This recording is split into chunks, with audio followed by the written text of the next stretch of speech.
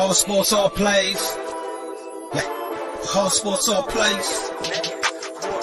Whole sports all plays. 365, we making a plays. You talking the game, get you through the days. We're high in the court, the dime in the lane. Variety topics living the same. All presentation, sports information. In the airways, taking the nation. All sport, all plays, like working your faces. Grace at the field, so tie the laces. Whole sports all plays.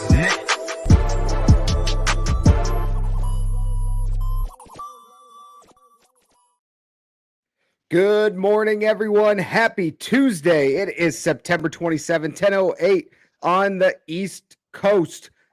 I am your host, Craig, of ASAP in the Morning, and I am joined this morning by Chris Gonzalez, who's fresh off of a show already this morning. This man is an absolute beast on Round the Bases this morning, and I'm joined by Cole Turner of ASAP Network as well. Gentlemen, how we doing this Tuesday morning? I am doing beautiful. Chris, how you doing? I'm doing the morning show. 10 o'clock sometimes in the morning with some obligations I have.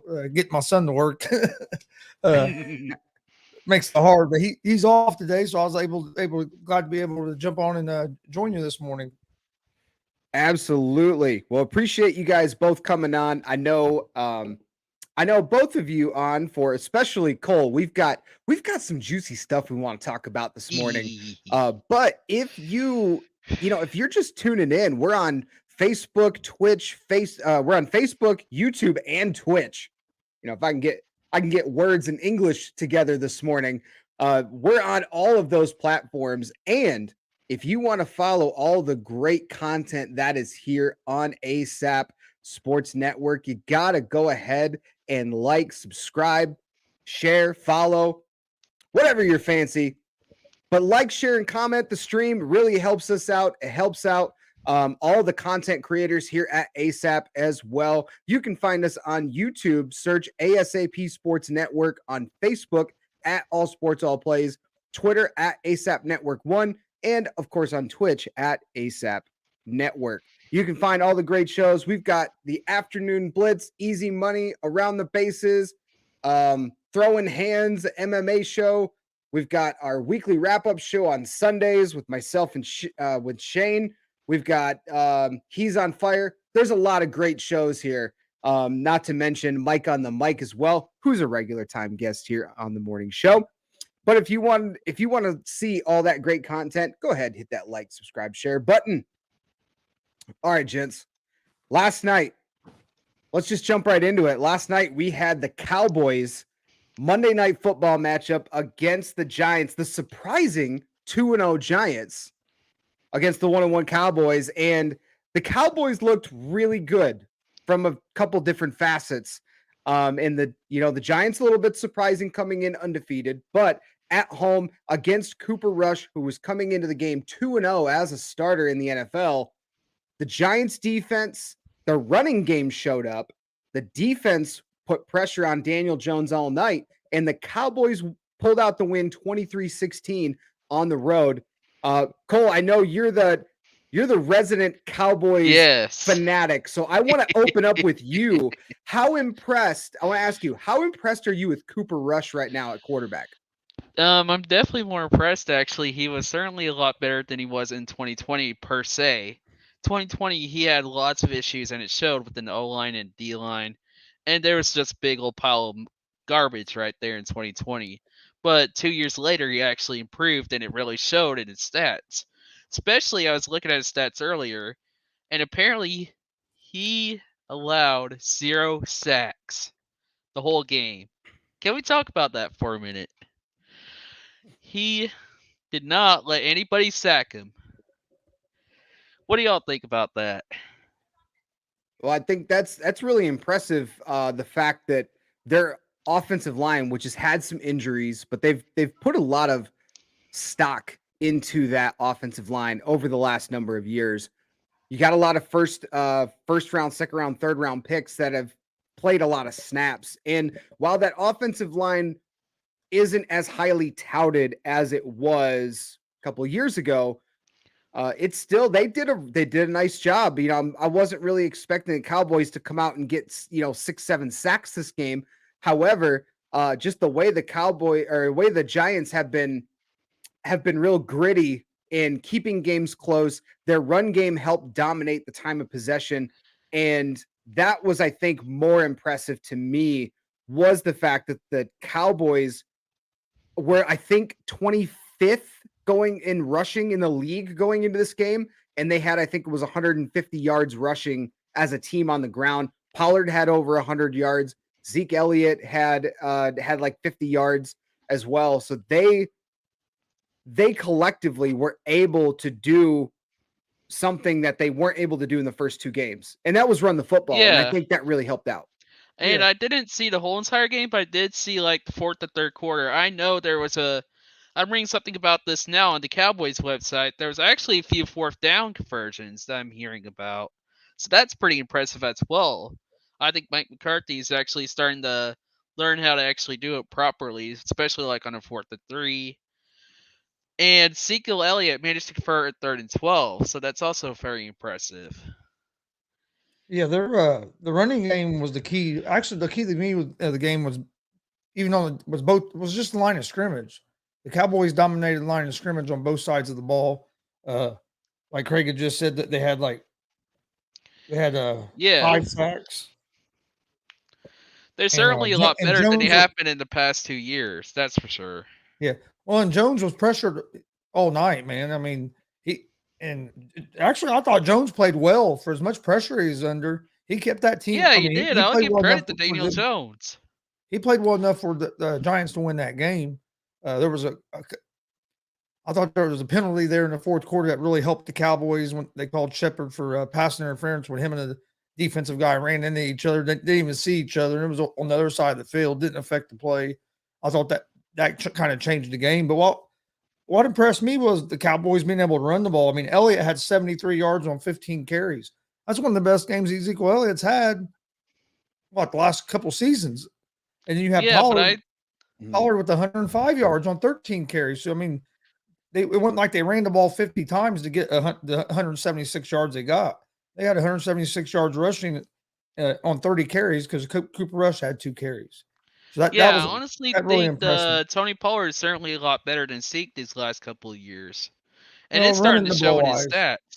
He's better. He's been better than Zeke running the ball wise, but Tony Pollard's not near as good as Zeke in the pass protection. And I think that's what's been keeping Zeke in the game. It is how good he is in the pass protection. But I think Giants, I like what Dable's doing over there with the Giants. I'm not saying they're going to extend Daniel Jones or anything, but I mean, he's playing a lot. He has been so far this season playing better with Dable being there. Hasn't turned the ball over as much. Had the one interception last night, but that's at the end of the game. You're trying to get down the field. You got to start taking some chances there, especially with no timeouts left. That really affected the game. Yeah, they wasted a timeout in the fourth quarter on defense not being able to get set up. That kind of came back and hurt them. Yep. Yeah, absolutely. Daniel Jones he was pretty impressive through good portion of the game. What didn't help the Giants was, at least when I started, I was able to watch, I think starting in the third quarter. I think I could count already on one hand how many drops I saw by the Giants receiving core. I know Sterling Shepard terrible. I know Sterling Shepard's really kicked it up a notch, but good God, he looked terrible last night. I think he had 3 drops at least. Wasn't there one case where he was wide open and he just randomly dropped it? More than one, actually. Really? He had more than one. It didn't look good. It didn't look good for Giants receivers last night. They couldn't find anyone that could catch the football. Shepard had 10 targets and only 5 catches. That's not something that you really are looking for if you're Daniel Jones and you're already kind of behind the ball as far as offensive weapons outside of Saquon Barkley. Kenny Golladay, again, another goose egg. He had 3 targets and 0 catches. He would have had 1 catch, a big catch for about 25 yards there in the first half, and it got brought back on a penalty. Yeah. But other than that, He went. You're right. He had to drop last night. But one thing that the Giants have done pretty well, at least in this game, is they were still able to run the football. Barkley didn't get that was pretty over 100 impressive yards, of the Giants. and the But Giants just wasn't nearly enough. Well, the Giants are also coming in. We're top 5 in rushing in the league already through 2 weeks, which that in and of itself, Chris, you kind of mentioned that in and of itself is impressive because of how bad we all expected the Giants to be coming into the season. And now they come in 2-0. You know, they've got a completely different aura about them with Brian Dable as head coach, previously not seen with Joe Judge and company. So, can I just say how weird this NFL season has been so far? Like, oh my God, it's just weird all around. And I'm just glad because I had talked about this yesterday in the morning show that I had a really strong feeling that this Monday night game was going to be on the same level as the aforementioned Sunday night game and the Packers Buccaneers game. I thought this was going to be like a 10-13 game, like just a complete snooze fest. And both teams finally learned how to score touchdowns in the second half. Yeah, it really was a snooze fest for the first half. That's why I tuned out. Don't tune out. Don't tune out. You're the resident Cowboys fan. You got to be watching the whole game. I actually watched the first half, and then I missed the third quarter. And I watched the whole fourth quarter. Yeah, both teams had 8 penalties, which obviously doesn't help, but only 1 turnover combined from both teams, which I was pretty impressed with, actually. I thought there'd be a few more turnovers. Cooper Rush. The way they were getting the Jones, I was surprised there wasn't more turnovers. Yeah, Cooper Rush. Now he's the first. What was the stat they showed last night? He's the first starting quarterback in the NFL merger era to have 3 fourth quarter or game-winning drives in his first 3 career starts. Now that's an impressive stat as well. Yeah, so he's 3-0 as a starter. So I got to ask the question to you guys. With now Dak Prescott goes down, okay? Dak Prescott's down for extended period. If Cooper Rush continues to do well and Dak Prescott comes back and doesn't play well, are we going to have a QB controversy in Dallas? That was actually what I was about to say. There already is quarterback controversy, I feel like. I think more people are starting to lean on Cooper Rush, especially since he is having more passing completions than Dak right now. Especially with him he's going on the 21 sideline for 30 game like this. And no interceptions on top of that as well. What do you think, Chris? What worries me about the Cowboys is I think they're going to try to rush Dak Prescott back. He said last night that he's not rolling out playing in week 4.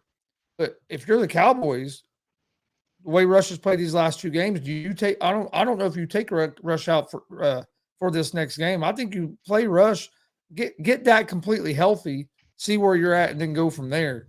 Yeah, I really do not want to see them rush Dak because that'll just lead to another injury. And a thumb's important, especially.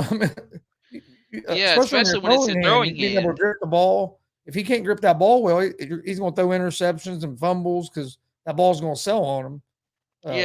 I think they need to wait at least a couple more weeks before they try to get him back. But he talked last night after that game that he's going to try to play week 4. If I'm the Cowboys, I don't think I'll make that switch. I would say no to that, especially if he has to go through surgery still on that thumb. Well, he already had surgery, didn't he? He did. He had surgery. I think like right after it happened, and now he's just doing his rehab. Mm-hmm. Okay, good. Yeah. I still think he should wait until at least week 6. Well, that was early on when he went down. They were expecting he'd be out 6 to 8 weeks, and even at the earliest, those 6 weeks. Well, we're about 2 weeks into that now, so there is a lot of speculation. I think I've said this a few times when it comes to the Cowboys. The QB controversy, a lot of that's generated by Jerry Jones. Yep. Jerry Jones, it has to put himself in the media. He Every has to Monday make on the himself. radio. Yeah, he's got to be the guy. He's got to be the center of attention. So how he does that is he creates a QB controversy, which surprises me too a little bit. If Dak is your guy and he's the guy that you've paid, and when he comes back, and if you choose Cooper Rush over him, what's the point of having Dak Prescott on your football team? No idea, honestly. I think the best option is if Dallas really wants to keep Cooper Rush and start Cooper Rush over Dak. I think what needs to happen is Dak needs to get traded. So then by going who's going to make trades for him, because Jerry Jones is likely going to ask for quite a bit for Dak Prescott, not only by how much money he's making, he's considered one of the highest paid quarterbacks in the NFC or in the NFL right now. But Actually, how much? I think it's NFL. He makes So how about much? 40 million. Yeah. So how much is a team going to give up to get a Dak Prescott? I don't think you're going to have a lot of teams knocking your door down to come get Dak Prescott, because there's not a ton of teams that are in desperate need for a quarterback right now that are in a it's kind of like position. the Carolina with Baker Mayfield when they first tried and trade for him. Well, I think that was a little bit of a different situation because they knew Cleveland wanted to get rid of Baker, so a lot of But teams, they wanted to hold on to him, but for as long as they could. Well, I don't think they it was knew really Baker that. wanted out.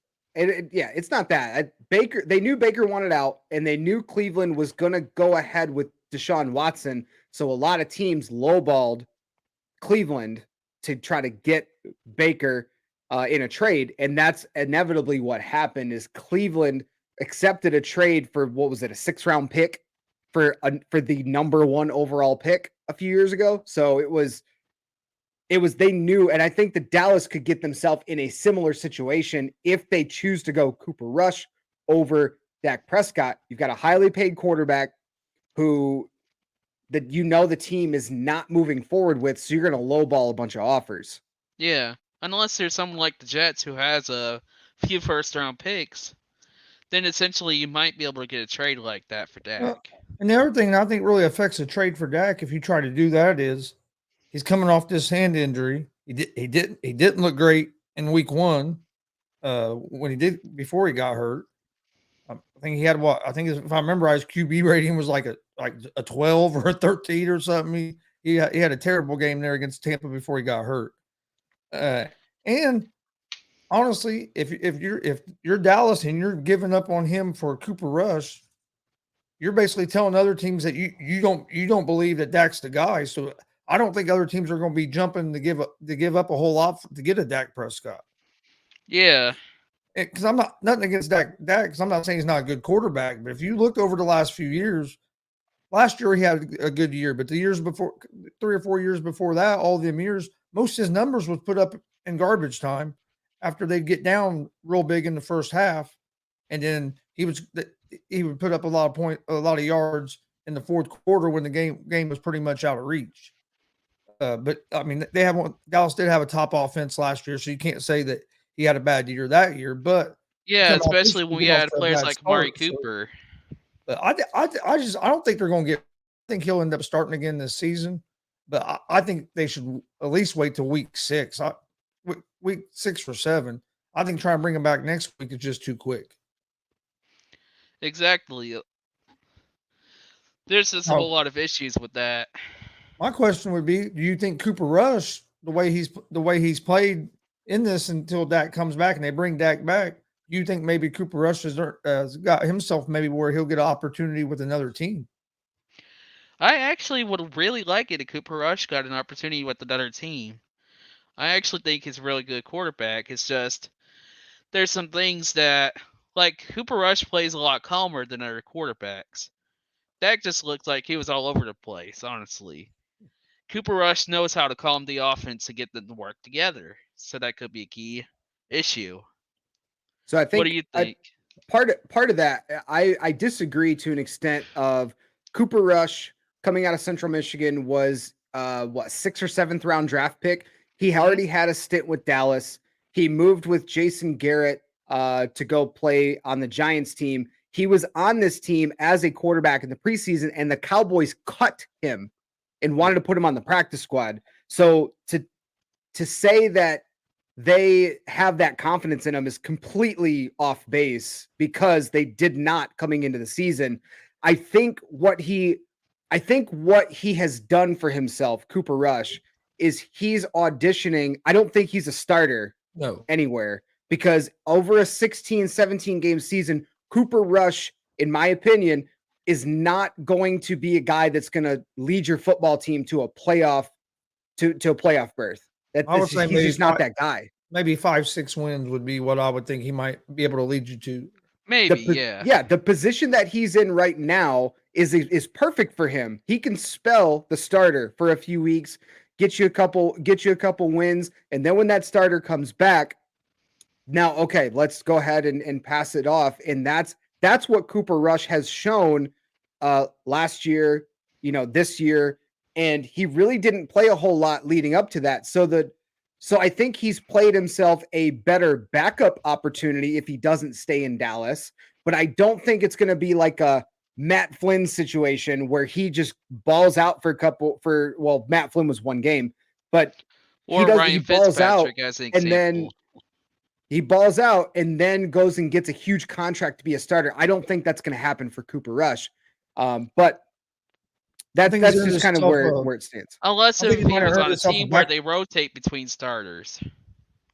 I think he might have earned himself a backup job. Rotate between starters. I think he's earned himself a backup job somewhere next year. If Dallas don't want to keep him as a backup, I think he's probably earned a shot where he'll be able to get another backup job and maybe get to stay in the league maybe 2, 3, 4, 5 years as a backup. Hey, who knows? Maybe the Colts could use him as a starter if Matt Ryan doesn't do well. Hey, Matt Ryan's playing all right. Colts just have to get their offensive line fixed. Haven't they always struggled with their offensive line since I watched them? Well, not over the last 3 or 4 years. They've had one of the best offensive lines in the league. But before that, yes, that's why we don't have Andrew Luck no more. They screwed over Andrew Luck. That's why we don't have Andrew Luck no more because we couldn't get offensive line. Then we got Big Q, got Quentin Nelson. Their offensive line has gotten better, but this year losing Costanzo to retirement really hurt us. And I think they'll get the offensive line fixed some as the year goes on. But if they don't, that's going to be a long season. But yeah, I think Matt Ryan is doing fine for the Colts. It's just been other issues that is the reason we're 1-1-1. But we did get a big win over the Chiefs this weekend. Yeah, absolutely. I was actually reading a rumor article. That exact score on Red Kingdom or another show here on ASAP. I think they're actually going to be on today at noon. They are. They're going to be on today at noon, right after us, actually. What is it? Greg had me on, and we done like a collab show for that Chiefs and Colts game. And at the end, we gave out our final predictions. And I said Colts 20-17. It didn't happen how I thought it would happen. I thought it would be Jonathan Taylor scoring the touchdowns, but hey, it worked out. Hey, honestly, the Colts are doing just fine. I'll give you that. But back to the Cowboys. I've actually read an article last night. It was about, y'all know T.Y. Hilton is a free agent, right? Yep. I was reading some article that maybe the Cowboys could actually sign him or something. Anytime you're talking about a high-ish profile name, the Cowboys are probably going to be connected to them just because it's Jerry Jones and because and the attention. Yeah, it's the attention. That's what Jerry Jones loves. He loves the Cowboys name to be out there, to be talked about. So that's something that that's something they love to do. But all right, so I want to make a couple of shout outs here in the chat. You can see on Facebook, we're having a little trouble with Facebook right now because it won't let us show the comments. Because I was going to say our comments aren't coming up. Somebody got in trouble in the network here with Facebook and we got a little slap on the wrist. That was so Nate. I'm gonna. No, it wasn't actually, surprisingly. Really? Yeah. But, hey, a lot of shout outs in the chat, Gonzo, for the trim job. You look good, man. Oh yeah, thanks guys. Yeah, hey, last night I just decided it was time for a change. I hadn't really shaved for my beard off for about 2 years, and It's just time for a change, and actually, I'm liking it now. Yeah, Frankie and Rob giving you shout outs for the haircut. John Monroe's joining us in the chat and it said, keep Rush playing until he has a bad game. He said he's an avid Cowboys fan, but Dak will never take us to the big game. Rob Scott said, Cooper's okay, but let's not lose our minds. Yeah, definitely. Definitely let's not lose our minds. Agree with. Yeah, let's not lose our minds. But I'm gonna say in Rush we trust. In Rush we trust. Oh, here we go. Here we go. Hashtag I would in say Rush you're we probably trust. the minority of the Cowboy fans of that. But keep those comments rolling in. Facebook, if you're watching on YouTube, we can show those comments for sure. But let us know what your thoughts were on the Monday night game. And then, we're gearing up for the next week here of the NFL. Thursday night football seems to be right around the corner. But coming out of each week, everyone's got their power rankings. Everyone loves to throw out, hey, this is I haven't done the rankings in a while. Yeah. So you guys do rankings on sports status, is that correct? Yes, we did at the beginning of the season, and we're kind of waiting till week 6 to do it. Okay. But we do like picks and everything still. And I'm willing to go over that with y'all. All right. So let's kind of go into this real quick. I want to see. I got CBS Pete Prisco. Depending on how you feel about him as a writer, but he put out his top power rankings here, and I want to go bottom to top, not necessarily team by team, but by groupings here. So the bottom half of this power rankings, he's got the Texans in last, Seahawks at 31, Commanders at 30, Panthers at 29, Lions at 28. I honestly can agree to disagree. Especially with the Lions playing as good as they have been. I think the Lions deserve to be a little bit higher. That we agree on. Yeah, I agree on that. I'm willing to maybe put the Lions at 20 on the power rankings. Yeah, Lions. So yes, and he makes the comment in here. The Lions did not have any business losing the game. The coaching staff, and I went on a little bit of a rant yesterday morning. I apologize for that. Ray just let me roll for a minute talking about the coaching staff right now in Detroit. In their I'll take your decision making. I take it you're a Lions fan. I am born and raised Detroit, so you can see everywhere around me. Yeah. So you're like I am. I'm everything Indiana. Yeah. And I'm everything Dallas. Yeah, it's there we go. So I bet you love Dan Campbell. I love Indiana though, I'll be honest. What was that, Chris? I said I bet you love Dan Campbell since they've made what you think do you like that why he's doing there? I love Dan Campbell as a leader of men and a motivator. I do not love Dan Campbell as a decision maker in crunch time. He's lost us so many games. And yes, last year, the team wasn't even really good anyway. Like the team wasn't really that good last year. 3-13-1. They didn't have the talent. They had a lot of injuries, but there were still some decisions made in that season in some of those crunch time scenarios that Dan Campbell lost the game for us. And it reared its ugly head again this year. Now, I know the Lions have a really easy schedule compared to the rest of the league in preseason. They look at all the strength of schedule. But I still think even through 3 games, the Lions are really competitive. They have, they almost beat, my opinion, the best team in the NFL right now in the Eagles. They take down the Commanders. They should have beat the Vikings, but you end up losing.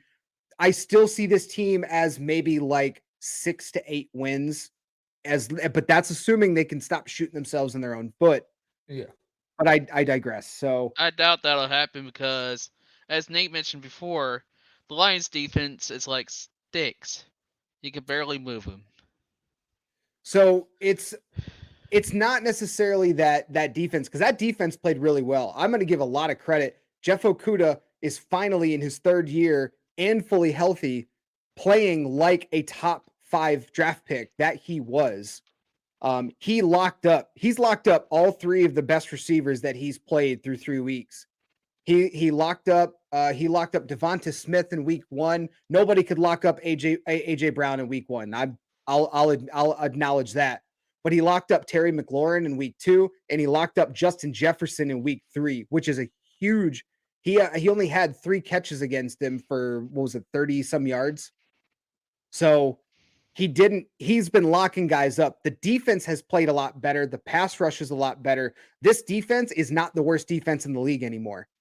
So it's just everybody's got this narrative because the Lions have sucked for, 15 years, 20 years, whatever. That they're going to continue to suck, just like Correct. the Jets. And that's the narrative that I'm pushing back against right now, because this defense is not, you made that comment. This defense is not that bad defense again. Yeah. But they have crunch time decision making is now their problem. Jared Goff's been playing well. Just DeAndre Swift, through a couple weeks, one of the best running backs. He had the best average through 2 weeks of any other running back in the NFL. He's down and out for a couple weeks. That's going to hurt.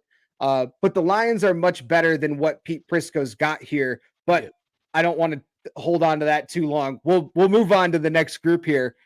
We got the Jets at 27, the Falcons moving up 6 spots to 26. The Raiders dropped 9 spots. That was their biggest drop of the week, to go down to 25 because they're 0-3. Bears move up to 24. Giants down a couple spots to 23. The Steelers and the Saints. So what's your feelings on this group here?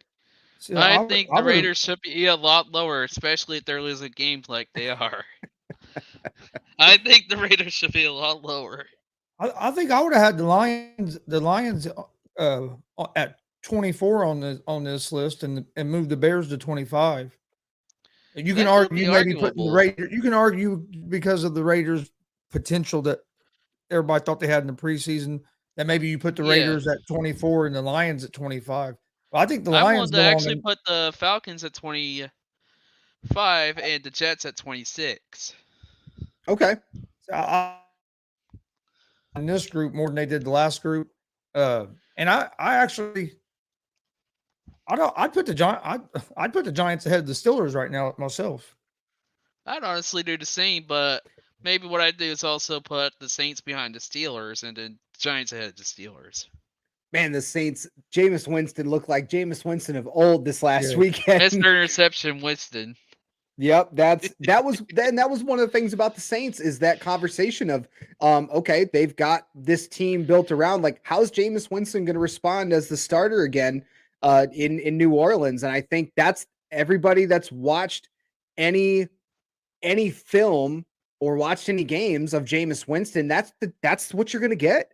That he showed that in Tampa. He's going to have games where he has 4 or 5 touchdowns and like 2 picks, and then he's going to have games where he has 1 touchdown and 4 picks.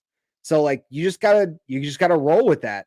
Something I don't agree with on that list is how do you move the Bears up 4 spots after they beat the Texans that you have as the worst team in the league?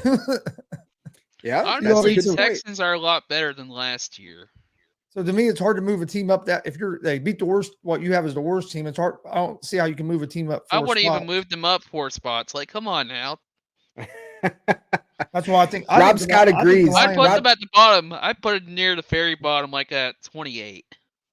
Oh, I don't know about that. Just because based on their first couple weeks, they are 2-1. They did beat the 49ers in a complete monsoon. But Rob Scott agrees. He says, "I know how you feel. The Bears are trash." Bears will always be the Bears. My favorite all-time team, Bears guy. Yo, hear me out. He is. My favorite likable team at the Bears, and this is my all-time favorite, the 85 Bears. Yeah, the 85 Bears, one of the best teams in NFL history. I think so. With the Raiders here at 0-3, dropped 9 spots. I caught a little bit of slack from some guys here on the morning show when I did a full breakdown of team by team record predictions. I had the Raiders finishing last in the AFC West, and not because they're a bad team, but just because they're in such a good division. And through 3 weeks, they play Denver again next week, who Denver's very slowly starting to click on offense. But they have Nathaniel Hackett. Yeah, but Nathaniel Hackett's 2-1 as a coach. Yeah, and Russell Wilson started to look like Russell Wilson in the toward the end of that game. Right. And we give Daniel Hackett a bad rep because of how he called games in Jacksonville, and duly noted, like he definitely deserved that. But we're talking about the Broncos could be 3-0 if Hackett chooses to bet on his quarterback that they sold the house for to get him. But in that division, now you got Denver's playing against the Raiders next week. The Raiders could easily be 0-4 next weekend. Yes, they could. That's wild. Especially considering the way that Denver defense is playing, man. That Denver defense is tough. Yeah, it's good. It's gonna be a tough game, for sure. The next group of teams here. I hope Frankie's not watching because his Patriots are down here at 20, dropping 6 spots at 1 and 2. The Cardinals at 19, Bengals 18. Your Colts, Chris, are at 17 with all 1-1-1. Tennessee at 16. The 49ers at 15, and the Broncos drop a spot to be at 14. Big risers in this group. We had the Titans and the Colts both jump 8 spots apiece. The Cardinals dropped 7 spots, and the Niners and Patriots both dropped 6 spots each. Why in the world are the Titans at 16? There's no way they should be at 16. I think that's a valid argument because you look at the first couple weeks, they didn't look good against the Bills, which not many teams have looked good against the Bills. The Bills are arguably one of the best teams right now. They are. Even we talked about this yesterday on the morning show that on paper, there is no reason why the Dolphins should have won that game. They were blown out on paper, but that's why that was impressive. Could we just Buffalo ran 90 plays. Yeah, they got lucky.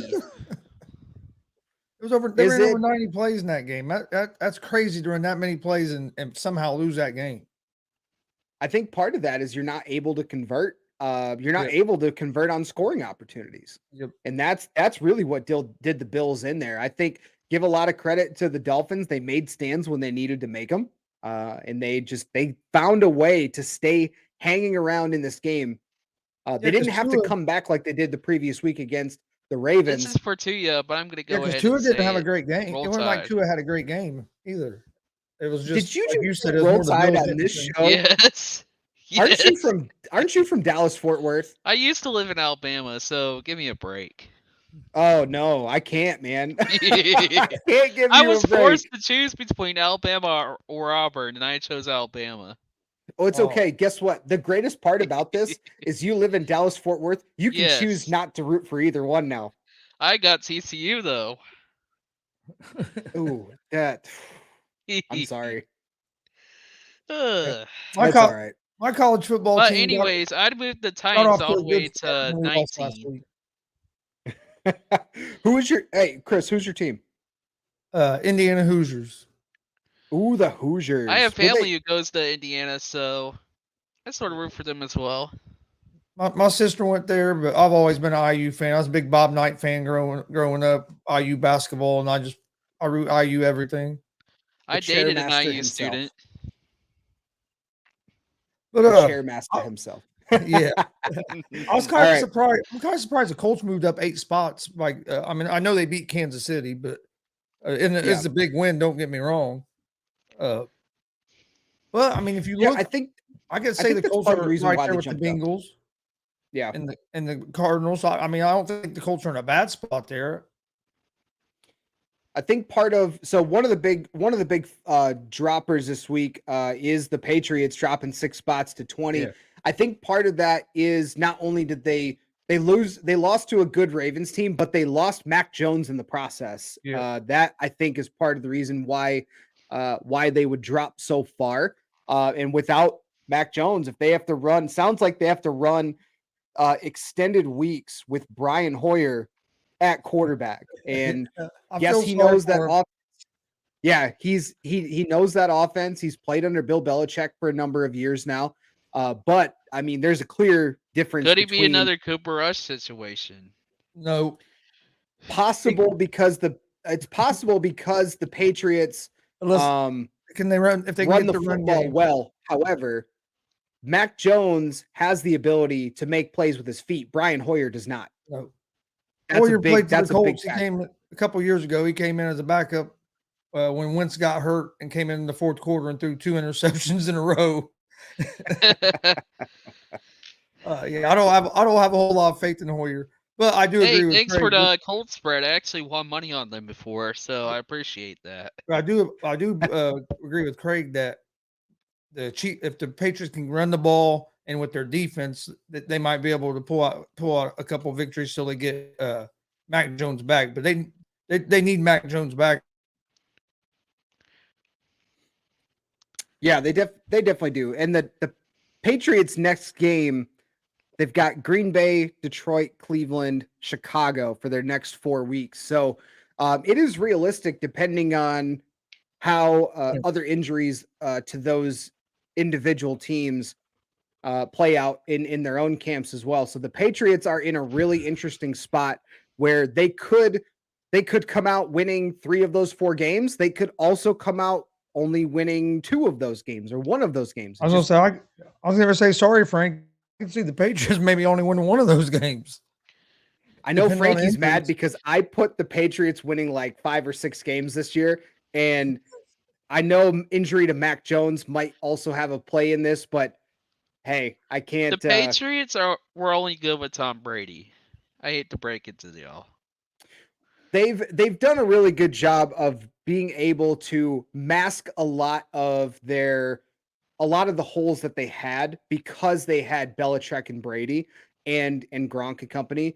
They haven't had a whole lot of luck with their wide receiver core or anything. Their defense has been really strong, which is a Bill Belichick staple. But Devontae Parker's really stepped it up this year, playing in New England. So I give him a lot of credit there for really kind of starting to turn his career around again. But yeah, there's a clear difference between Mac Jones and Brian Hoyer, and we're going to see how that plays out over the next couple weeks with the Patriots. All right, we're crowding into the top 10 here now. 13. Can I just say where the Chargers are at? That's complete bullshit. I'll be honest. Well, let's all right. Well, John Monroe made the comment here. How dare you put Hoyer in the same conversation as Cooper Rush? I'm sorry, John. I'm sorry. I appreciate the participation. We'd love to see it, but deal with it. They're both backup quarterbacks, and they're both neither one's intended to start. If you're rolling with Cooper Rush as your quarterback right now as the starter full time, we got to talk, man. We got to talk. I will say we got a different conversation to have. If I had to pick one of them, if I had to pick between them 2 for my backup, I would take Cooper Rush over a Hoyer. I will, as much as it hates me to say it, because I'm a Western Michigan grad. I don't like to choose Central Michigan players, but hey, if I had to choose between the 2, Michigan State, Central Michigan, is there a way I can have neither? That's how it roll. But okay, Cole, I know you had mentioned Chargers at 10. You're not happy about that. I ask why. I actually do some offshore betting. Let me explain what happened. I had a little parlay going on. So it's personal. With the Packers, the Rams, and the Chargers. I had the Chargers winning that. Okay. They screwed me out for $60. Okay. So how does that translate to the power rankings here that we're talking about? The power about? rankings, they do not deserve to be where they're at, especially with them losing to the Jaguars like they did. I think that's valid why they dropped to 10 then. Because however you want to talk about it, I know, Chris, you guys yesterday, you had Mike and company, you guys were talking about the Jaguars, correct? Yeah, okay. But yeah, so I think the Jaguars, we don't really know what they are yet. But when you go up against a team that you're supposed to win at home, and you get absolutely demolished by the Jacksonville Jaguars, you deserve to drop a few spots in a power ranking. Yes. Yeah. I'd say that the Chargers should maybe be on like 15 or 16. Ooh, so you want them to go farther? Yes. I think See, I thought you were mad that they were in the top 10 and they should be higher. They should be further down. Oh, man. Oh, that's a different conversation here, sir. But all right, so I your think 10's a good Cowboys at spot for 'em. 13, they jumped 6 spots. I I can imagine they agree were. to disagree. I think that the Cowboys should be at the Jaguar spot, however. Well, I Ooh. see why they were lower down the card because of the fact that when Dak went down, they lost to the Bucks. They didn't look good in that game, and then the next week, Cooper Rush comes out and plays well, so they're kind of climbing back in. I mean, I could agree to an extent that they should be maybe a little bit higher, but I don't. It's arguable that they should be inside the top 10. So maybe it should be where the Chargers are. I See, think right around that 10 mark is not a bad spot for them to be. All I right, think I can agree with that. I think right around that top 10 spot, looking at some of the other teams in the league. But the Jaguars are kind of the surprising one for at least. And Yeah, remember, they're this the is just one underdog right writer. now. Yeah, they're on a hot streak. We've talked. Ray of Jags Nation is co-host the morning show here. We talk about the Jags a decent amount, and then they've been, they're already starting to peak, it looks like. So we're wondering, is that going to be sustainable for the Jaguars throughout the year? But hey, they're really hot right now. They've been playing well. There's a very clear difference between Urban Meyer and Doug Peterson as far as how this team is run and how Trevor Lawrence has really responded to Yeah. Doug Peterson as his football coach. Yeah, I don't have a problem with. I agree with everything you said about the Jaguars, and I don't have a problem with Jaguars that they moved up to 9. I think the Chargers are in the right spot at 10. The only reason that you could make an argument, I think, to maybe move them lower is all the injuries that have came out now, and they're going to have some important guys out for the season. So it's going to be interesting to see how they're able to bounce back from that. I kind of think that you could. I don't know. I kind of like you can maybe put the Cowboys ahead of the Browns if you wanted to, but I think the Vikings are a pretty good team. So Yeah, I the don't have Browns are the big problem with surprising this team group. this year. Well, I don't know about He's been doing the job. surprising. He's not turning the ball over, and they got a great running game. As long as Brissett don't make mistakes with that defense they have in that running game, they're going to be in a lot of games. They're just not going to have the as explosive offense as everybody is thinking they're going to have when they get Deshaun Watson. So they're going to have to depend on the ball and just not making mistakes. The Browns, the Cleveland Browns, when they get Deshaun Watson back, right now they're having an identity crisis because they are playing a certain way. They're one of the top rushing teams in the league with Jacoby Brissett at quarterback because you don't want to make Brissett throw 50 times a game, or like Josh Allen last week, 62 times a game. Jacoby Brissett is not that quarterback. But when Deshaun Watson comes back, he has thrown for 50 times plus in a game. And now if you bring him in and you're asking him to still run this same offense, I don't think it's going to be as effective. So they're going to have to adjust their play calling to have more passes, less runs. And I think that's going to cause It's hard to do in the middle of the season. It is. It's really hard to do, especially if Jacoby Brissett plays well enough and this team is in the hunt for a division title. And then you bring in Deshaun Watson in week 10, 11, 12, whatever week he's going to come back. Actually, right now. he's slated for the Houston Texans game is when he's going to come And back. if you and think about that, if you Browns are in playoff contention and you take out Brissett and you bring in Watson and you start losing games because of that chemistry, man, that fan base is going to turn on Cleveland quick.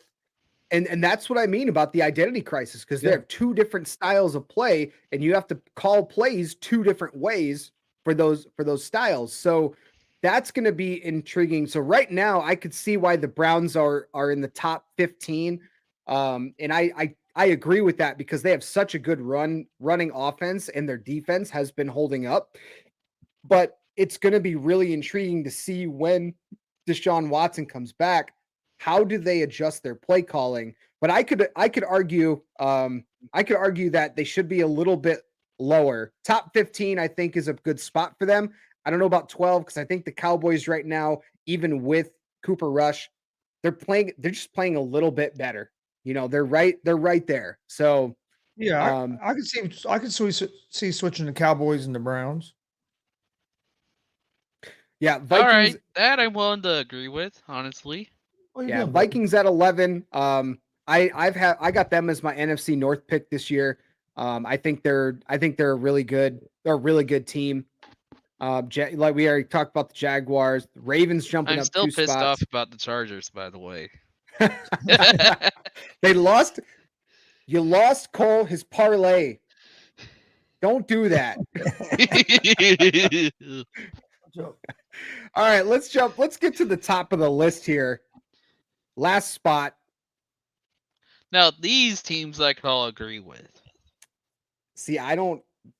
I can't. I can't either. I'd put the Chiefs at 6, Buccaneers at 5, Packers at 4. You put the And yeah, Bucks the rest in of the them I Chiefs? just leave alone.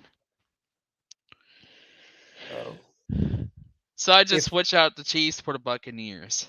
I think, but I would have Buffalo at least 2, maybe 1. I know they've. Do you think Buffalo will be better than Miami, especially with how they lost to Miami? That's one game early in But the still, season. Miami looks a little bit better than Buffalo. And then I would have the Chiefs in the top 3. You'd have Chiefs in top 3. Yeah, I think Eagles, Bills, and Chiefs should be your top 3 teams, and I think you could have them. I mean, you could have them in different order. You wouldn't have to be Eagles. Yeah, Bills, then maybe and have Chiefs, the Dolphins at number 4. and then Dolphins. I would have 4, maybe 5, because I like the Tampa Bay's defense, and if they get their receivers back, I think Tampa Bay's offense is going to be a lot better. I'd have Dolphins at either 4 or 5. I can understand. I can understand how the Dolphins are number 2 because they're one of the remaining undefeated teams, and this isn't going to last, right? This isn't going to last week in and week out. Eagles, to me, I agree with that at the top. I can argue Dolphins being number 2 right now just because of the fact that they are undefeated. Bills at 3 makes sense. And Tua's been throwing pretty well. He has a good left arm.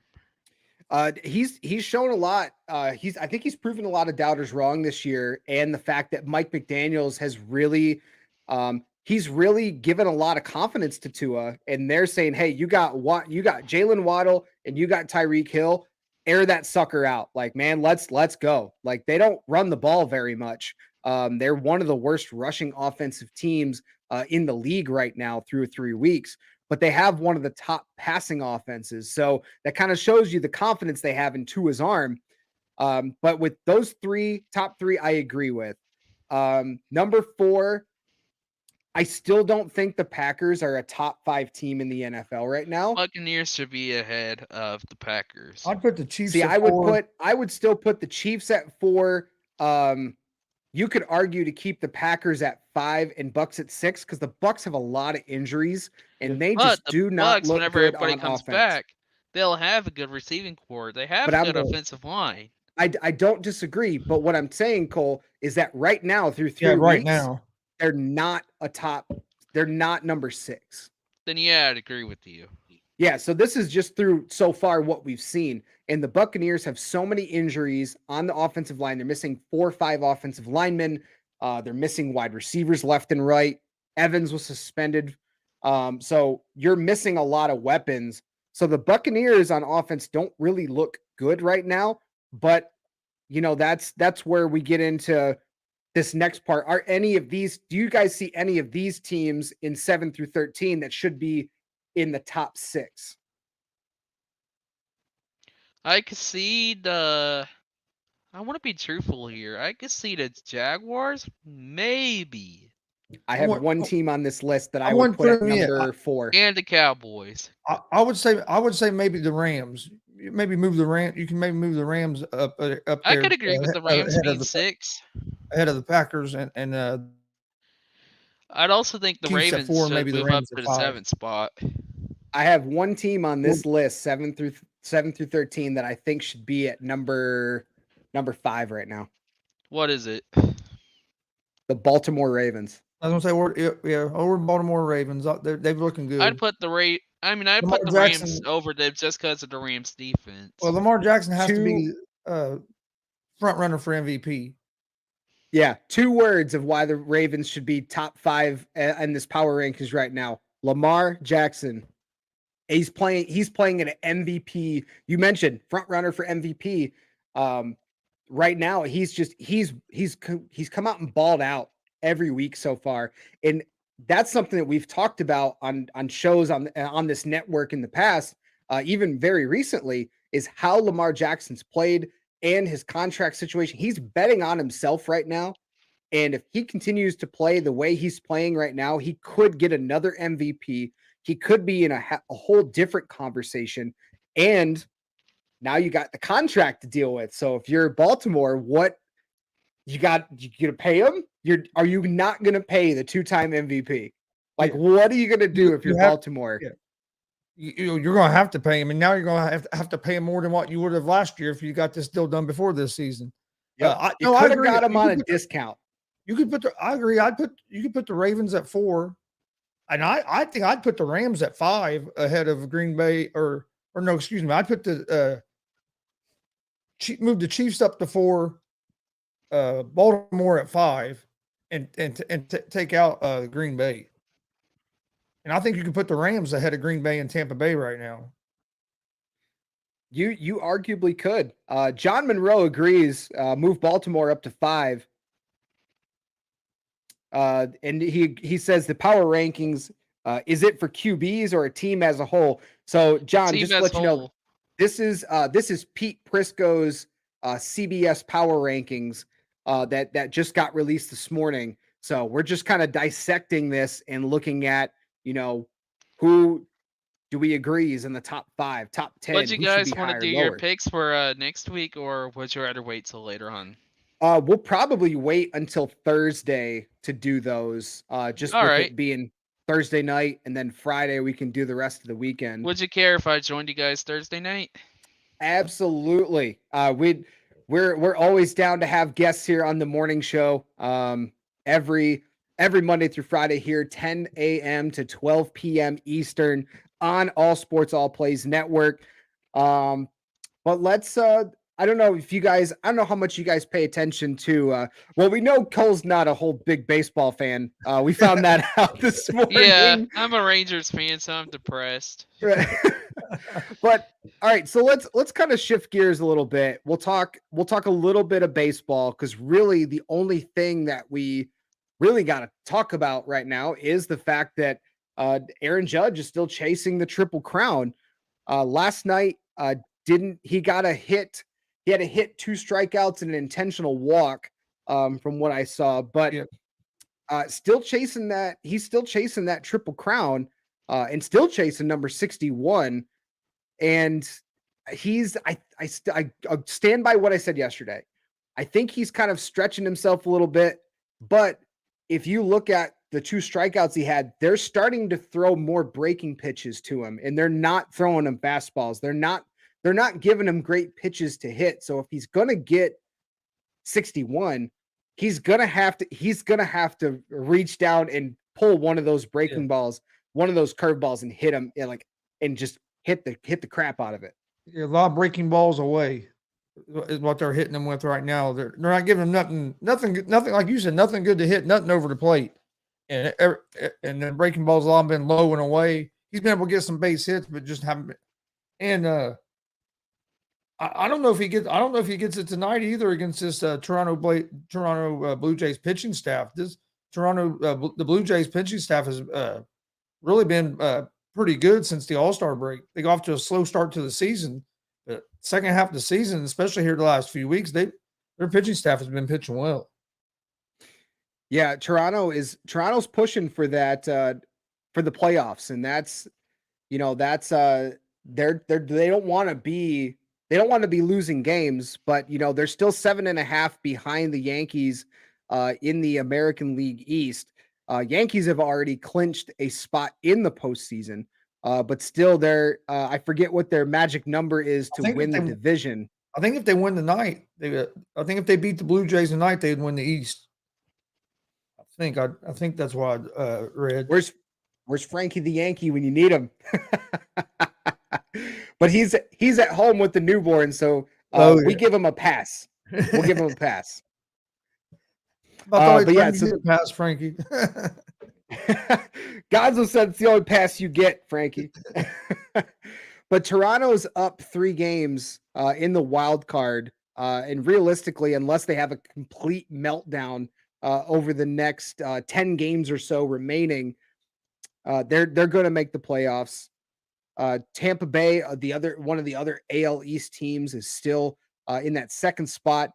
Seattle's holding on for dear life. They've been losing a bit recently. Yeah. What was it? Their recent skid. They're 3-7 in their last 10. They've been kind of slowing down a little bit after that hot run they had middle of the season. Lost Rodriguez. Yeah, Rodriguez has an injury that he's down for a little bit. But I hope they hold coming on. Back to go ahead. I hope Seattle holds on because it's been like 20 years since they've been in the playoffs. So it'd be nice to see them to get into the playoffs because they have a young I think a young and upcoming team with that pitching staff they have, and with Rodriguez, and they can just maybe get a couple other prospects to come up and play well. I think they're going to be a team that could make the playoffs maybe for the next 3, 4, 5 years. Yeah, they traded for Luis Castillo from the Cincinnati Reds, and then had recently in the last week locked him up on a contract extension, which is something that we had talked about made me mad. Previously on the show before. Is that something they needed to do? Because if they are really dedicated to making postseason runs year in and year out, they had to lock him up, and that's exactly what they did. Yeah. I wasn't happy about it. John Monroe in the chat said, if I was a pitcher and was pitching to Judge, it would be a badge of honor for Judge to get that home run off me. That's something Mike echoed on the morning show last week. He would be like, hey, that means y'all are going to be showing my highlights. You're going to be talking about me forever. I would not want to be that guy, but hey, that's why we have our own opinions, right? But yeah, with Judge right now, he's 1 point ahead in batting average. He's got 314. Luis Arias and Xander Bogaerts both have 313. And then Judge has got the home run in the AL crown locked up, 60. Jordan Alvarez only has 37 next. And then Jose Ramirez still 11 RBIs behind Aaron Judge. But really for Aaron Judge, I think the big thing for him is once he gets 61 off of his back, I think he feels a lot more comfortable. I was watching MLB Network last night after the Monday night game, and they were talking about how Judge had really been kind of like tightening up. You can tell it was kind of getting to him a little bit. And then over the last day or so, he's really tried to just mellow out, try to be a little bit more loose in the locker room and, trying to be making sure that he's not overextending, not trying too hard to really just go after this record. For him, as long as he continues to get base hits, he's going to lock up this Triple Crown. And then he will get MVP because there's never been a Triple Crown winner that has not won their league MVP. And that's the first time in about 10 or 12 years that somebody's got the Triple Crown.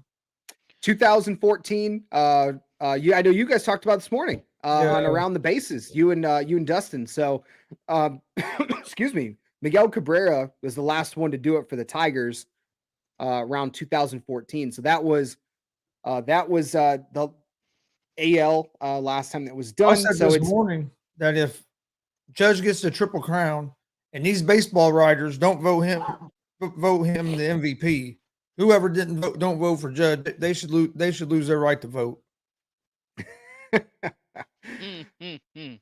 I don't disagree because while I understand the argument is if you're talking about the term most valuable player, right now the most valuable player in baseball is Shohei Ohtani. But when we're talking about these awards, the most valuable player or it generally goes to the player who has the best season on a winning team is where these MVPs come from.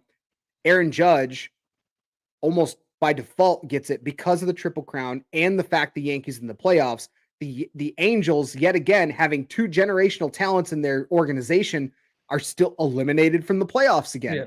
So you can't give it to Shohei because of the fact that it's just he's a once in a lifetime MLB player, because that stuff doesn't happen anymore.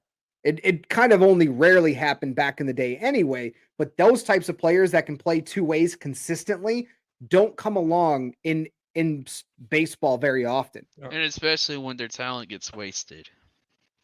Yeah, that's a lot of us have talked about, we're so happy that the Angels ownership is selling the team or attempting to sell the team, because they need competent ownership that's not just going to be like, hey, let's go pay a boatload of money to these two guys and then not build up our farm system, not go out and get supplemental players that can help make these two guys better. You have to build around them. Correct. And that's my point. They're not doing that. No, they don't. They're just relying on, hey, these two guys are box office attractions. Come watch these games. They'll both get 2 home runs apiece and score 11 runs. Well, that's where you're right. 13-11. Well, that's where you're right. And it's not just the Angels that do that. There's a lot of teams that do that. They're just worried about, you get a lot of these teams, they're not trying to win. They're worried about selling tickets and everything else. It's LA. LA's a big market. It is. One of them, like my favorite team, the Cincinnati Reds. We do it every damn year. We always talk about our prospects. Well, our prospects come up, get good, start playing good, then we trade them away. Who does Cincinnati have that's worth seeing, though? So we don't want to pay nobody. You got to have owners that want to win. And that's a different dichotomy. And I've talked about this previously. In Major League Baseball, you have legitimately every year maybe 4 teams in each league that have a legitimate chance of winning a World Series. And after that, if you're not going to go all in, so I'll take my own Tigers, for example. The Tigers had their window. They didn't win a World Series.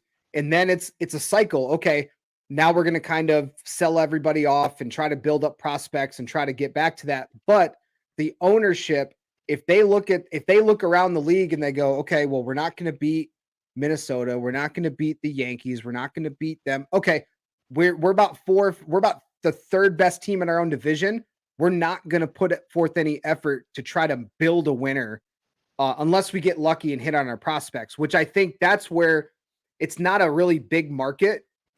Detroit's like a medium-sized market. I think Cincinnati's in that same boat where the ownership doesn't want to spend like a Yankees, like an Astros, like a Dodgers, because the market doesn't sustain that. So that's why the same for the Texas Rangers. Easily. But so here's my argument is that if the Texas Rangers want to do that, it's hard to do that in Dallas where there's so many other things. Like that comes down to ownership. Like that's 100%. And they went to go spend that money this year. They just don't have a good enough farm system to help supplement those high profile names that they went out and got. That they're a team that they still have to build through the system, in which most of them still do. You're not the only teams that can go out and buy a roster are the Dodgers and the Yankees. Yep. Like those teams go out and buy rosters. Everybody else has to build through their farm system. And that's why you see some of those teams like Rangers, Tigers, and Cincy, if they're not in the race halfway through the year to win the division, sell everybody off. Try to get more prospects. And it's not anything against how they're playing on the field. It's just that's how the ownership in the front. Yeah, the Rangers suck this season. The Reds do that. It seems like every 3 years we get all these prospects, and then we at some point you got to keep some of your prospects so you can build. But I understand that they can't do like the other. You can't buy a like we had Khalifa last season. Then we also had Joey Gallo, but both were traded. But John Monroe did have a question in the topics. And I want to get your thoughts on it because I knew it. What is it? What Because- is it? What is it? And I have to say it because he's actually my favorite player of all. He's my favorite player of all time. Oh, Charlie Hustle. But he asked if Pete Rose should be in the should be voted in the Hall of Fame. What's your guys' thoughts on that? I honestly don't know much about him. I'll have to look at his highlights. I'll Damn be it. honest. Like, You I'm need to not go- a you need to go follower look of at some baseball baseball. history, Cole. Go look up some baseball I'm not history. the biggest Cool. baseball fan on earth. I'm not gonna blame you, Cole, because that's Yeah. that. I know Plus, you're Cole's one a of lot younger than you're one of the younger members of the team. Yeah, I'm one of the and- youngest guys on ASAP. But that's not anything against you. It's just that's not a generation that you've seen or grown up watching playing. And that Pete Rose was also, done, I think, by the time I started watching baseball anyway. So that was, I didn't watch, but I've seen a lot of highlights and watched. Like, he was a phenomenal talent. He's got the most hits in Major League Baseball history. But by talent, yes, he should be in. But the fact that you bet, and it's not even like the NFL scenario with the Falcons receiver whoever did that. It wasn't that he bet on other games while that was funny. Right. So, but what Pete Rose did, he bet on his own team in games when he was the manager, when he's the head coach.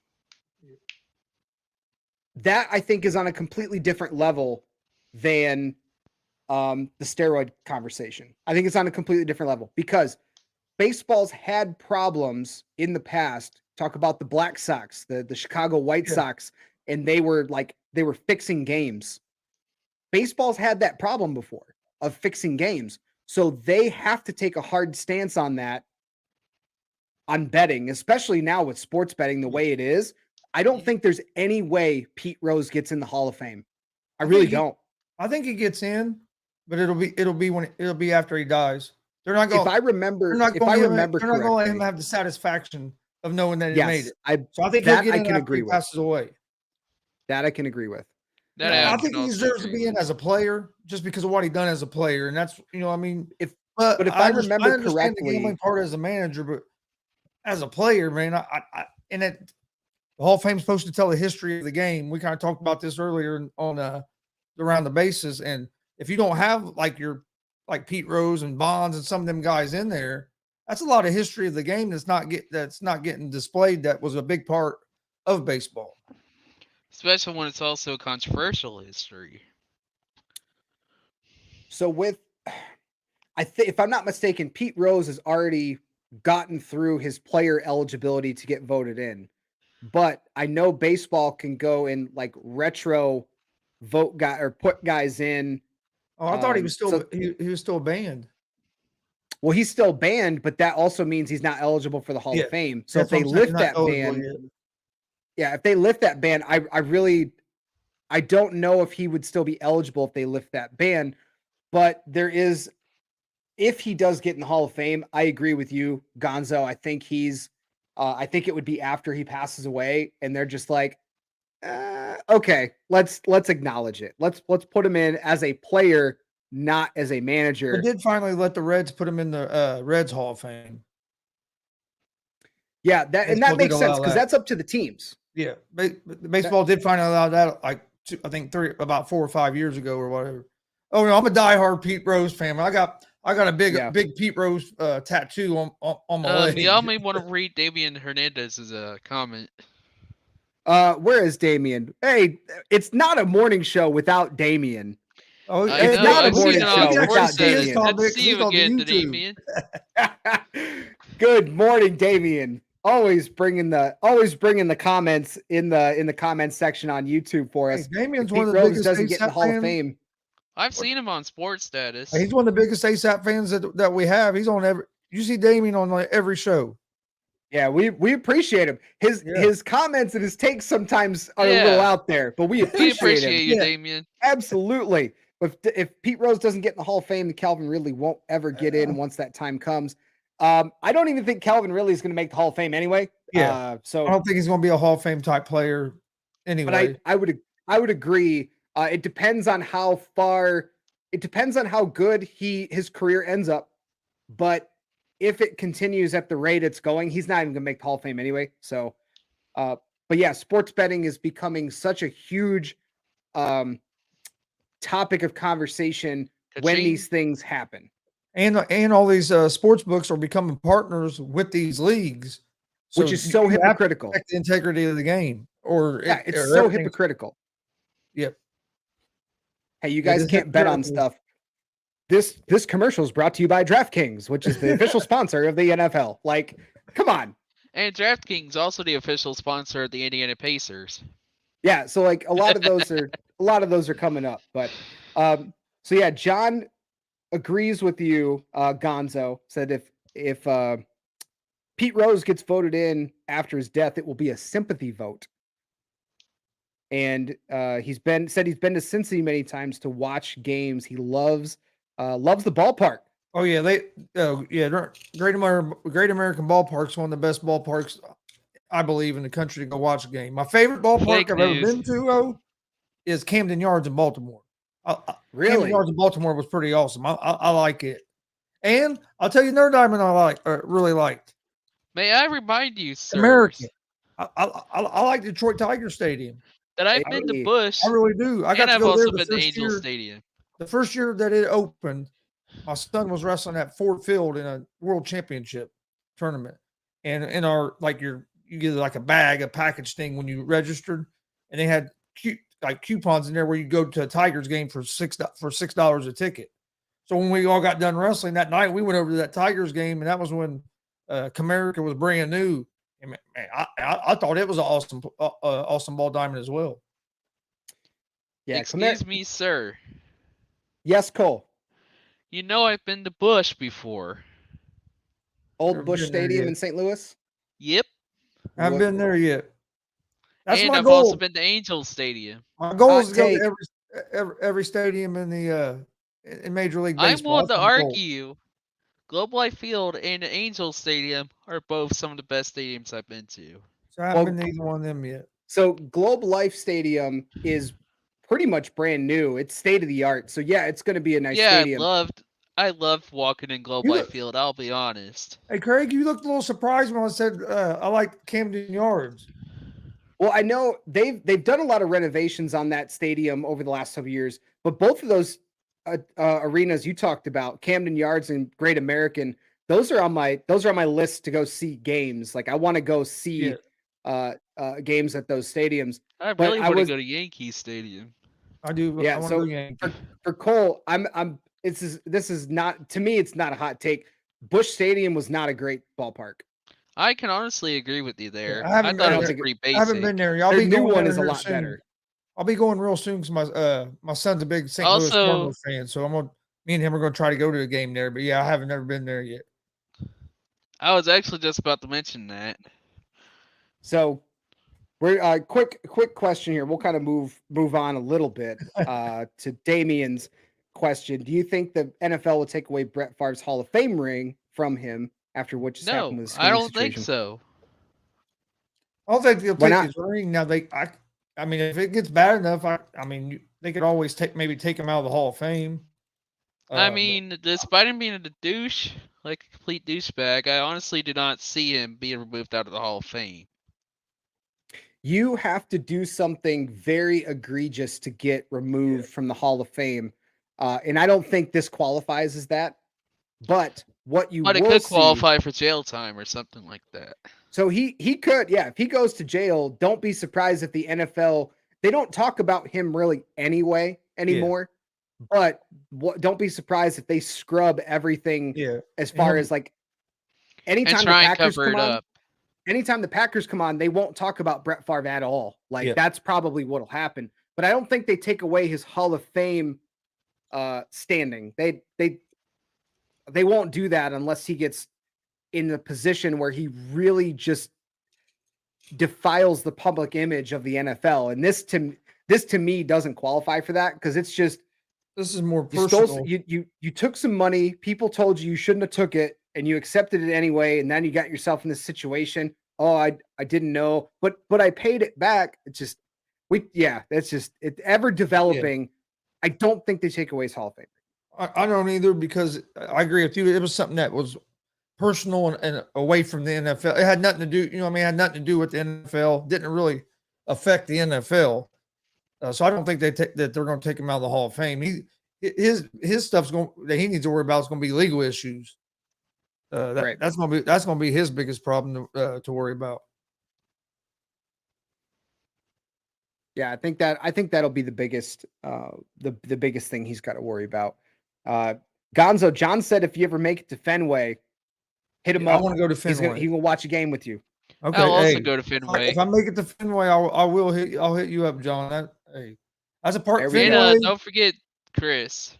Fenway, Yankee Stadium, and Wrigley are three big ones I haven't made it to yet that I have to get to. I am going to be in Indiana in December, so my Pacer game offer still stands. Oh, hey, we can definitely do that, because I'm a diehard Pacer fan as well. All right. So speaking of stadiums, Gonzo, have you been to Lucas Oil a few times? Yep. I gotta know, how is I've that toured stadium? Lucas Oil. Dude, Lucas Oil is awesome. It really is. I've set up high at Lucas Oil, but in a way that's built. Like some stadiums, they go high, but it also goes away from the field.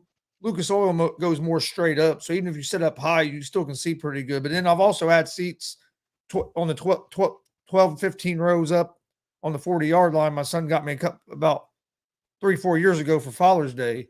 And dude, that place is beautiful. It's awesome, especially when they open the roof and open the window, and you can, from sitting in the stadium, you can see almost all the way through downtown Indianapolis. So it's awesome. It's kind of like with the Indian Stadium, actually, Victory Field.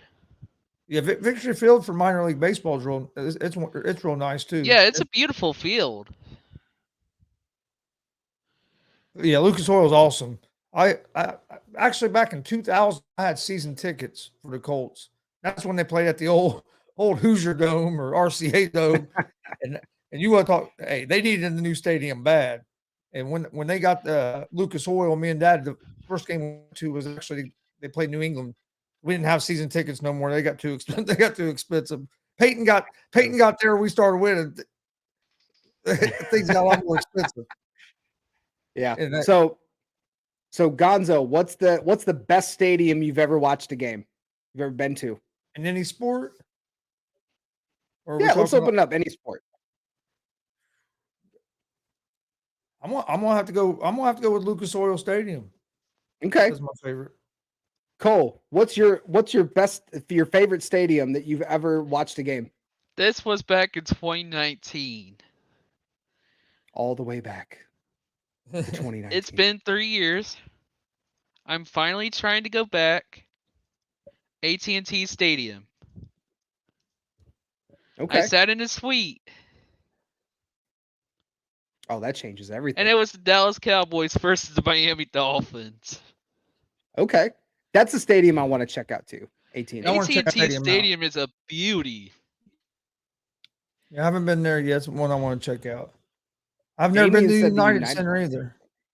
That's in Chicago. Home of the I Bulls actually was planning to go to the Windy City, but never really got the chance to make that happen. I've good friends of mine that live in Chicago. I've been outside Wrigley Field, but I've never been in it to watch a game. Yeah. That's on my list too. I've been outside. I've been outside AT&T Stadium has my vote. My sister lives in Chicago, so I've been outside Wrigley Field. I've been to the White Sox field because my sister's husband's a big White Sox fan. I'm so sorry. Gamebridge Fieldhouse is pretty cool, though. Hey, that's not one that. That's not. Sorry, Damien, but that's not one of the best places to go watch a game. The White Sox Stadium is also in a bad part of town, so you do not want to get yourself there. So, Chris, Gamebridge Fieldhouse is actually a pretty cool stadium as well. Oh yeah. Where the Pacers play, that's a real nice place. I still call it Conseco, but it's a. I'd honestly put it over American Airlines Center. And they just got done renovating it. I think they're still working on it some between last year and this year, renovating that arena, and it was already nice. But yeah, it's a real nice place too. Yeah, Gamebridge was beautiful to just walk in and see all the players' names. I coached high school wrestling state championship match in Gamebridge Fieldhouse. been about 15 years ago now. Damn. I can't believe I He's saw like, the dang, Pacers. that's been a long time. Sorry. I saw the Pacers twice Starting to get a last little old. season. I think the best stadium I've ever watched a game just from the atmosphere probably has to be Michigan Stadium. The I want to go largest there. the largest arena in the United States holds over 110,000 people every weekend for college football games. It's been a while since I've been there, but college football environments to me are some of the best environments to watch I've sporting been to events. Amon G. Carter. I absolutely love Amon G. Carter. Which one's that one? TCU. I haven't been to TCU. I haven't been to no big college football stadium yet. That's one of the ones I want to get to. I want to get to Michigan. I want to go to Notre Dame. Of course, being here in Indiana, even though I'm an IU fan, I've been to like Ball State University games, and I haven't been to like a big time college football game yet. So that's one of my things that's on my list. I saw Florida LSU at the Swamp a couple years ago, and that was insane. That was a lot of fun. But yeah, Michigan Stadium probably just as far as sheer volume of how many people are in the stadium and how loud it gets. There's no dome over it either, but it's crested to the top of the stadium just to the point where a lot of that sound stays in. And So it's kind of like Arrowhead. A little bit, yeah. It doesn't have the overhangs like Arrowhead or Seattle's the Seahawks Stadium does. But I mean, you're talking about 110,000 people, and maybe 2% of that is the opposing team, depending on what week you're there. But I mean, it's over 100,000 people just. The Dallas watching. Cowboys have reached 113 decibels before, right? Have you ever been to Ford Field before, Craig? I have. I've been to Ford Field. I was there. I was probably like 2006, 2007. That's the last time I was there. I went there for a football game. They've made a lot of improvements over the last few years, but it's kind of an older stadium now. See, when I went, it was the newer stadium, and it was real nice. But like I said, we went there for a football game. We was there for a big AAU Wrestling World Championship tournament. Right. Yeah, that stadium's pretty good. Trying to think of what else. I want to go to the Big House, though. That's one of my ones that's really on my list. Yeah. I think. Yeah, the Big House. The Big House is great. It's a phenomenal. It's if you are a person that likes to attend live sporting events, you got to put Michigan Stadium on your bucket list for sure. I'll tell you another place I want to go is.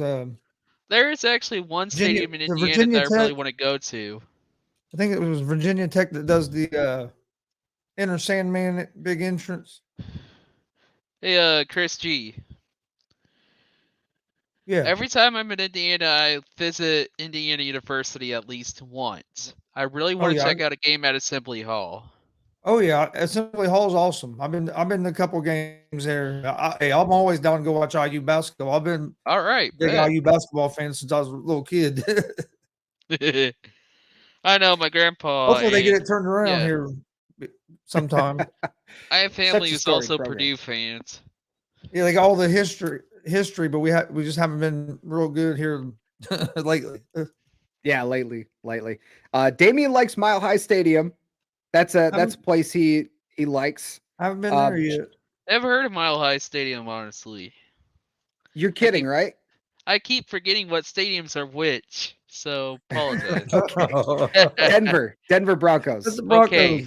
Mile High Stadium. So that's one of the more known stadiums. Yeah, I keep forgetting like shit. Oh goodness! All I hear about from my friend is TIA Bank Field, which I am going to try and go in December. Jacksonville's it's a decent stadium. I really like how they have they got like it's called the Bud Light zone in one of the end zones, and if you got seats up in like the third deck, anybody that has a ticket can go in the Bud Light zone, and it's wild. It's a party in there. But it's a really cool vantage point to walk out to the patio and be able to see from the end zone. See, that's But another those cool thing are about interesting. that's another cool thing about Lucas Oil Stadium, Craig, is it's kind of the same on the one end. Like if you're walking around the concourse, it's just open, so you can stand right there and you can see the whole field. Yeah. So like if you're up there, you got I'm the actually concession thinking stand or about something. grabbing Cowboys If tickets you're for on this that week. end, you don't miss nothing. Yeah, it's always great to have those vantage points. John Monroe said he's been to Texas Stadium many times, but he's got to go AT&T. Rob Scott, Robbie, good morning, buddy. He said he had a great time tailgating in Detroit. Yeah, we like to party, so absolutely. Hey, at least y'all aren't Bill's Mafia, where you just randomly throw guys at tables. I want to experience that. Hey, I just want to go once. to that too. because that'd be awesome. Just once. Go tailgate in Buffalo. I don't even have to go. I don't know. I don't even have to go inside the stadium for the game if I can't get a ticket. I just want to go tailgate. There was in one Buffalo. time where I believe a random fan threw a dildo on the field. Yeah.